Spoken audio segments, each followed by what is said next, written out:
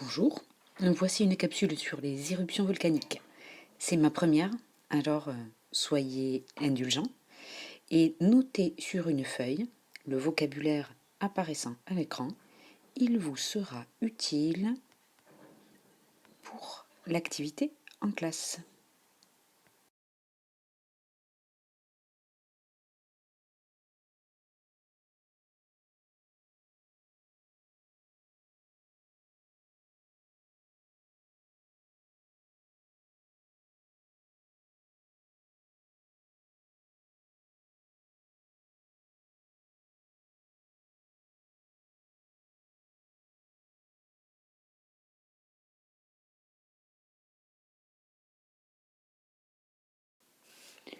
Le magma ne provient en fait que du manteau supérieur, ici, du manteau, qui va avoir la possibilité de rentrer en fusion juste à la base de la croûte. On se situe alors à une profondeur d'une centaine de kilomètres, ce qui est peu comparé au rayon de la planète qui correspond à 6371 km. Ce magma provient donc d'une fusion partielle de la roche à la base de la croûte.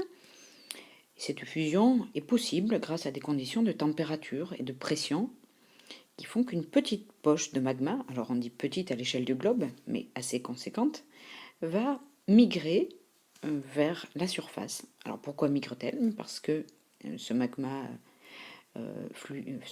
va être plus chaud et donc plus léger et va avoir tendance à remonter. Cette remontée va se faire de façon, on va dire, progressive, par étapes, la plupart du temps, et chacune de ces étapes va pouvoir prendre des centaines, de milliers, millions d'années. Souvent, une étape importante est un stockage pendant une durée assez longue dans un réservoir qu'on appelle la chambre magmatique. Le magma qui remonte va le faire à la faveur de fracturations de la croûte qui ne sont pas uniques, vous le voyez ici sur le schéma. À son arrivée en surface, il emprunte un parcours que l'on nomme cheminée et va aussi des fois employer des cheminées adjacentes pour que le magma arrive en surface et se dégaze et donne donc de la lave. À son arrivée en surface, les produits volcaniques, que nous détaillerons plus tard, vont petit à petit s'accumuler et constituer ce qu'on appelle l'édifice volcanique. On pourra lui donner deux noms. Suivant sa forme et la nature de l'éruption, on pourra former un cône ou un dôme. Il existe deux types d'éruptions volcaniques. Les éruptions dites effusives et les éruptions explosives. En référence à la couleur dominante dans leurs éruptions, les volcans effusifs sont appelés aussi parfois volcans rouges et les volcans explosifs des volcans gris. Le piton de la Fournaise est un exemple de volcan rouge. Il se situe sur l'île de la Réunion. Et le mont Saint-Hélène aux États-Unis est un exemple impressionnant de volcan gris. À nous de voir maintenant ce qui les différencie et bien sûr leurs points communs. Évoquons tout d'abord le volcanisme effusif. Il se caractérise par l'arrivée en surface d'une lave fluide qui va pouvoir s'écouler en torrent qu'on appelle des coulées de lave, un torrent plus ou moins large évidemment, mais aussi avec des petites explosions donner ce qu'on appelle des fontaines de lave qui peuvent, pour certaines, émettre des produits à quelques dizaines de mètres de hauteur.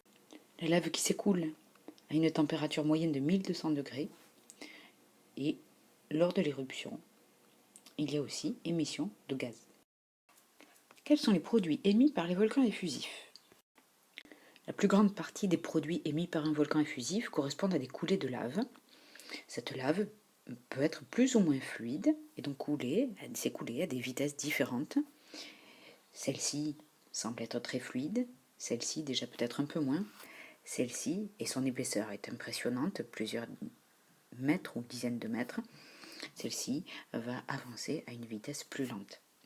Lorsque la lave refroidit, elle va marquer, si vous voulez, l'empreinte de son refroidissement. Ici, on laisse des cordes, des laves en cordes par exemple. Ces coulées de lave vont s'accumuler et sur cette photographie où l'on bénéficie d'une coupe dans le volcan, eh bien, nous voyons les strates, les différentes couches qui correspondent aux différentes coulées de lave laissées sur place.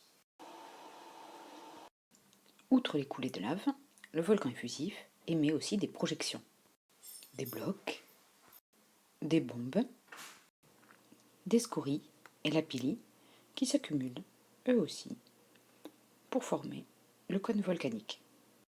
Nous avons vu tout à l'heure que le cône était le fruit d'accumulation de produits. Concernant son allure, vous connaissez sans doute le mot cratère. Le cratère est présent à l'extrémité du cône. Nous le voyons ici sous différents angles. Mais parfois, plusieurs petits cratères émergent au niveau du cratère principal. Et ici, nous avons un autre exemple, le cratère Dolomieu, le cratère du Piton de la Fournaise, qui est en partie égueulé. Effectivement, le cône volcanique a été en partie décapité par un effondrement, et la pente étant plus raide de ce côté-là, eh bien nous voyons les différentes coulées de lave qui se dirigent préférentiellement sur la partie est et vont en direction de l'océan. Évoquons maintenant le volcanisme explosif. Comme son nom l'indique, le dynamisme explosif occasionne de très violentes explosions. Elles peuvent être dévastatrices, et l'exemple du Mont Sainte-Hélène c'est particulièrement frappant, puisque l'édifice qui était présent avant l'éruption a été considérablement amoindri à cause d'une explosion qui l'a littéralement décapité. Plusieurs centaines de mètres d'altitude ont été perdus, et avec donc des mètres et des mètres cubes, des kilomètres cubes devrais-je dire, de roches. Le souffle de l'explosion a été terrible et a soufflé comme des bougies les arbres des forêts alentours sur plusieurs dizaines de kilomètres carrés. Le volcanisme explosif, c'est aussi la propulsion à des kilomètres d'altitude de nuages qu'on appelle des panaches de cendres. Il s'agit d'une explosion verticale qui projette de la roche pulvérisée, c'est-à-dire de la cendre, mêlée à des gaz chauds, donc jusqu'à une altitude très importante. Ce panache de cendres va petit à petit refroidir et retomber, mais les cendres persistent dans l'atmosphère pendant, on le voit ici sur ce document, pendant tout le mois, sont dispersées par les vents atmosphériques jusqu'à des centaines de kilomètres. C'est d'ailleurs lors de l'éruption de ce volcan dont je ne prononcerai pas le nom que nous avions pu entendre parler des interruptions de vol d'avions sur toute l'Europe à cause de ces cendres qui obscurcissaient le ciel. En retombant aux alentours du volcan, ces cendres vont s'accumuler, former des couches qui vont recouvrir la végétation, tout le paysage, et qui sont parfois reprises par les eaux de pluie, surtout dans les zones tropicales ou les pluies sont importantes, mais éventuellement par les eaux issues de la fonte des neiges qui était située sur le volcan. Et on assiste donc à des torrents de boue, un phénomène qui se nomme aussi lahar, et qui va dévaster le paysage. Un autre phénomène lié au volcanisme explosif, ce sont les coulées pyroclastiques, qu'on appelle nuées ardentes. En fait, il s'agit d'une explosion latérale du volcan qui entraîne une avalanche de blocs, de cendres, de gaz toxiques et chauds, tout ceci dévalant les pentes du volcan à plusieurs centaines de kilomètres heure et avec une température de plusieurs centaines de degrés. Certaines d'entre elles ont été particulièrement célèbres, comme celle ayant touché la ville de Pompéi. Ici en haut à gauche, nous voyons les moulages que l'on peut retrouver sur le site de Pompéi, des personnes qui se sont retrouvées piégées par la nuée ardente, asphyxiées et recouvertes de cendres, d'où les moulages que l'on a pu en réaliser. Et puis ici, des photographies de paysages, ici recouverts de cendres après l'éruption, ici à la suite d'un lahar, un paysage dévasté par une coulée de boue, et ici encore des accumulations de cendres, des dépôts de cendres qui sont ici très conséquents, puisque vu la taille de ces personnes, on peut constater un dépôt d'à peu près 1 mètre à 2 mètres de cendres suite à cette première éruption, puis sans doute une autre, etc. etc. L'édifice du volcan explosif est particulier. À son extrémité se trouve ce qu'on appelle un dôme. Il s'agit d'une boursouflure rocheuse qui tend à prendre du volume sous la pression du magma qui remonte et parfois se développe même, comme ici, ce que l'on appelle une aiguille.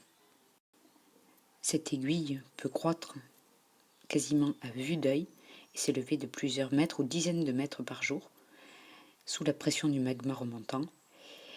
Et bien sûr, tout ceci, que ce soit le dôme ou l'aiguille, montre que la pression à l'intérieur de l'édifice volcanique est telle que la roche va finir par être expulsée de façon très violente lors d'explosions. En résumé, 2 types de volcanisme très différents. Pour le volcanisme effusif, des éruptions peu dévastatrices, en dehors des zones touchées par les coulées, bien sûr, peu ou pas de victimes, et un volcanisme explosif, avec des éruptions lourdes de conséquences sur les paysages, et avec eux l'agriculture, l'économie, mais aussi sur les vies humaines, si aucune évacuation n'est ordonnée. Or, ce fut le cas pour certains volcans qui ont fait ainsi des milliers de morts.